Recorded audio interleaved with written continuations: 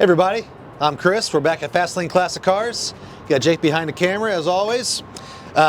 Today we're doing another Cobra. It's a very special Cobra. When I designed or spec'd this one out from Backdraft Racing, I was going off of a very famous race car, the Essex Wire Racing Cobra. So this is the winningest Cobra in racing history, the Essex Wire car. This is a tribute of it, not the real one. It was an interesting car to try to replicate? Yeah, to replicate to the original one. So it had a few different changes over the years. You know, you're looking at old photos, new photos. You see some model cars that are mostly accurate. So some of the detail comes into the satin black wheels, bare aluminum spinners, satin black pipes. So it's not a full blackout package, it's kind of a mix. So you've got bright work with the mirror, the window frame. You've got a gloss black roll bar, single roll bar. Granted, the race car had a very small windscreen just for the driver. I wanted to keep the interior looking as close to an original as possible. So we left off a heater, but I added heated seats that are kind of hidden off to the side here. So you can still have a little bit of warmth when you're driving in in late fall or early spring. It's a TKX 5-speed. It has an optional 373 rear differential, limited slip of course. Fatter tires, these are stickier 335s instead of the standard, I think they were 295s, 285s or 295s. With every other Backdraft Cobra, you've got adjustable coilovers. The colors, so you have Wimbledon White. I try to keep Mustang colors or Ford colors with the build. Like, I can't look up and see what paint code Essex Wire used when they built their car. So it's Wimbledon White, Raven Black, and Poppy Red for the colors. The decals are decals. So if you like the car bare, that's in our photo shoot, you can see what that looks like because these can come off. But it looks fantastic with all the decals up as it was when it was raced. Yeah, I wouldn't change a thing. I think it looks awesome. It's neat. Oh, and more detail. So the bumper jacks on the race car, they were black with bare spacers. So I try to be as accurate as possible. You know, the bare aluminum gas cap also appeared to be correct for the car. And another thing that was kind of tricky, whenever you see pictures of the car, the headlights are black with black duct tape for protection. Oh, I don't want to do that on a car you're going to drive on the road. So I opted for their blackout HID headlights, but with chrome trim. So I don't know, I thought it was catchy. It's kind of neat. I think it looks nice. Yeah. It makes them a little bit darker like a race car, but keep the bright work around the outside. Exactly. Oil cooler, again, the black bumper jacks with the aluminum or the bare spacers. Engine was tricky. So the car was nicknamed Ollie the Dragon back in the day, and that's because it would backfire sometimes through the hood scoop like a dragon. Pretty wild. Probably pretty intimidating if you're behind somebody. Yeah. You know, and they see that in the rearview mirror. Here comes that damn Cobra with fire popping out of the hood. Not that it was probably common, but every once in a while, I guess it did that. So I wanted great power since it's replicating a race car. It's a Cobra. They're already fast. So I went with, but I still wanted to be street friendly and usable. So it looks like Weber's, but it's the stack injection. So that's EFI. It's a Roush 427, aluminum heads, aluminum intake, hydraulic roller cam, and it dynoed at, like, I think the sheet said it dynoed at a 590 or 592. So that much horsepower with the shorter rear gear ratio of the 373, fat tires, sticky tires. This thing is an animal. I read somewhere that the original side oiler probably made around 500. Probably so. In race spec, who knows what they were squeezing out of it? Probably close to the upper fives. So it's correct power-wise, but a more usable power. You know, those race cars back in the day were solid lifter, flat tappets, a giant 850 carburetor and high compression. So they were great for racing, but around the street, you know, it's a bit of a workout. Yeah. You know, you're watching the gauges, make sure it doesn't run hot. It doesn't like low RPM. This being a hydraulic roller lifter engine, it's making power right off of idle all the way up to, I don't know, I mean, probably a little over 6. You know, Roush does a fantastic job of building engines. but they don't, you know, give you a red line of 7 grand. So this one probably has a rev limiter a little over 6, which is nice. That'll make the engine last a lot longer. Correct displacement too. It's still 427. 427, you bet, just in small block form. Small block Windsor. Let's see, we did the remote reservoirs for the brake fluid, front and rear, and the clutch fluid. It's still a manual rack, but it's rack and pinion. The engine's set far back. These are really easy to drive without power steering. I only recommend power steering if you've got, you know, some shoulder problems, and if that's the case, give us a call. We can work something out. Let's see. Yeah, otherwise, you know, standard black interior. I didn't do anything crazy suede. I like the all normal blacked black out belts though. Yeah, blackout belts. You know, some people like the loud red, blue, whatever. This just seems more appropriate. Yeah. For the car. And they're both 4-point harnesses. You still have the yellow for the say belt. Yeah. But otherwise, it's just chrome and black, which looks very race car-esque. I like that. Yeah, and if we had a heater, the controls would be here. You could get an optional glove box. But again, I'm just trying to, you know, pay a good tribute to the original car. And it's bad to the bone. Wanna start it up? Yeah, let's do that. I have the keys. So it is fuel injected. So it's with any fuel injected car, you turn the key on, you'll hear the fuel pump for a second, and you shouldn't have to give it any gas. Just hit the button and you're off to the races.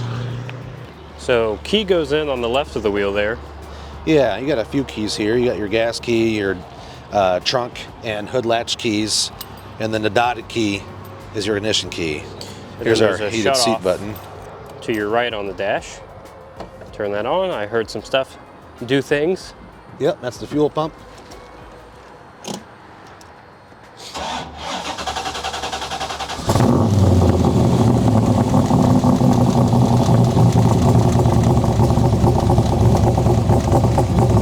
And with fuel injection, it idles right away. It's sitting about 1,000 RPM, maybe 1,050. It's cold. That'll probably adjust as it warms up.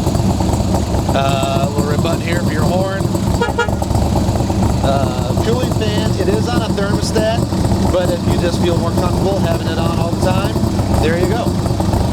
We don't need it today. Today's a nice brisk 60 degrees. And all right, let me go get my other camera and we'll go for a spin. Okay. Now I'm ready and your mic is on. All right, we had to fill up with fossil fuels.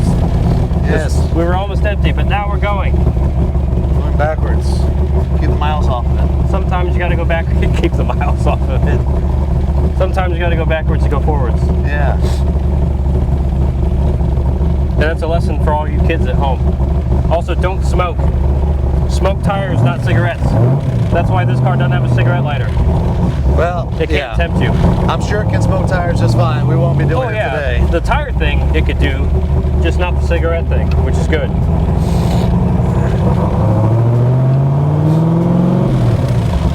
I might flip this just in case. So if you're a fan of the Essex Cobra, you might have saw it run through the auction at, I don't know if it was Mecum or Barrett. It was Mecum. Well, at least that's the article I looked up. Last January. Yeah. And I think it was bid up to just shy of $4 million and did not sell. $4 million? Yeah, it was like 3.8 or so. The real one. So if that's a little too rich for you, which it is for me, this is a nice alternative. Cheaper insurance. A lot cheaper insurance. And you won't feel guilty about driving it. True. Or as nervous. You can actually enjoy this car. And you should. Yeah, that car, that's the one you rent the track out for the day by yourself. Yeah. And have some fun. This one you take to a track day with all your friends. That's true. And you whoop up on them. And drive it to the track. Exactly.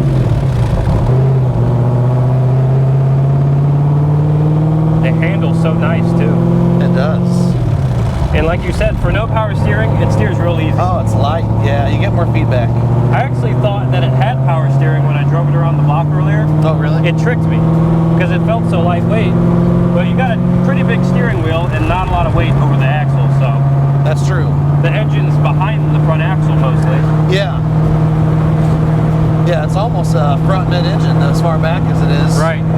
Here's all your gauges. You got your speedo, fuel gauge, voltage, water temp that's starting to climb, oil, and pressure is over there. Yeah, pressure, temperature. Which is fantastic. Yeah, it's starting to creep up. That's the switch for your fan if you want to turn it on. It's cool out today. You don't really need it. It's on a thermostat too, so when it needs it, it'll flick it on itself. Oh, I didn't know that. Yeah. And then you got the push button start, which is kind of neat. That's true, yep. I like how the paint continues into the cabin. Yeah, that's cool. It's nice. Oh, we forgot to mention it. These little guys right here. We have a full tonneau cover that goes over the cockpit. Yes. And there's a zipper down the middle, so you can leave the passenger side closed while you're in the driver's side. Yeah, cruising keep yourself down the road. warm a little bit. Yeah. And there's pictures of this whole car underneath the outside engine bay with and without the tonneau cover on our website. So if you want to look at those, go to www.fastlanecars.com. Just type in 1965 or Cobra. Yeah, we have a drop-down box for all of our Cobras too. Yeah, so that makes it easier. We have a backdraft page. We've got a handful of them. But you can get a really close look at this entire car all the way around it. This is just to show you how it drives, which is to say fantastic. Oh yeah, these are great. And they're pretty comfy. The newer backdrafts are all RT4s, right? Yes. So like the big and tall. That's the the big and tall used to be optional. Now it's standard on RT4s. So that's their current generation. Yeah. So wider seats, slightly further back. I think. I don't know if the footwell got wider, but the footwell, you have a dropped pedal box. Okay. It's like a little well in here that's dropped about 3 to 4 inches. Allows you to feel like you're less on the ground. You feel a little bit more elevated. Yeah. Because your feet are lower. All right. Here's our stop sign.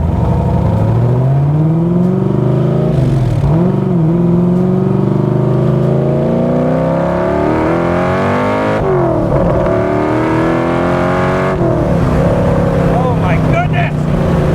It never gets old how fast these are. I know, isn't that wonderful? I mean, this car weighs around 2,600 pounds, I think, 25? Yeah, not a lot. I think it's right around 25. Well, just wonderful. This Roush engine makes like 30 to 40 horsepower more than a lot of the ones we get.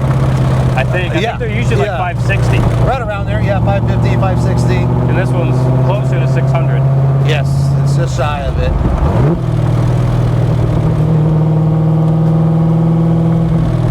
Someday our little parking lot there will be opened back up. Yeah, hopefully. It's really nice. It's all repaved and everything.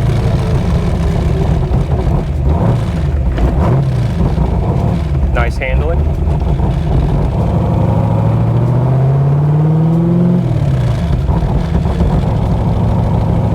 Whew. Yeah, it's an aggressive acceleration. It is. It's something to get used to, or you have to get used to, but don't get complacent about it ever. No, I didn't floor it right away. I kind of eased into it. Yeah, you gotta really respect these cars because they'll bite you back. They can, but I've driven a lot of Cobras in the last, 15, 20 years, and some of them can be scary. If you pull away from a stop, you're going straight, and you stand on it, some of them get side to side. I've never experienced that with the backdraft cars. I will say the backdrafts are probably the most planted out of the ones I've driven. They feel that way. Yeah, I mean, I don't think you get in too much trouble leaving in a straight line and hammering it, but if you're in a corner and you feed it throttle too soon, the back end's going to want to swap ends with the front, and then you got to know what the heck you're doing. Yeah.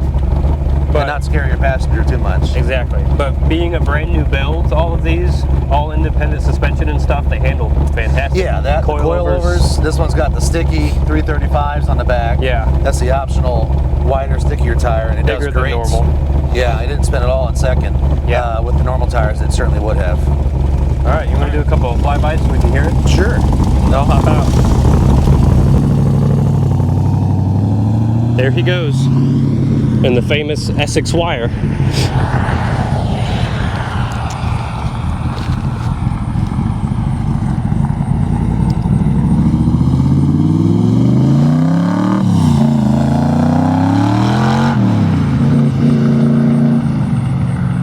It's not a Tesla. You will not mistake it for an electric car. And I think that is a good thing. You can hear it reverberating off the Coke building behind me.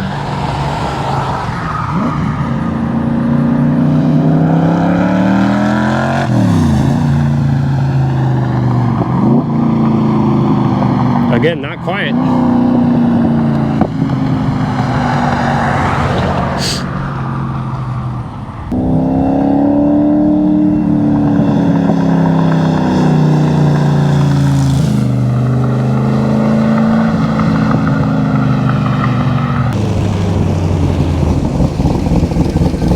Man, that looks so incredibly tedious.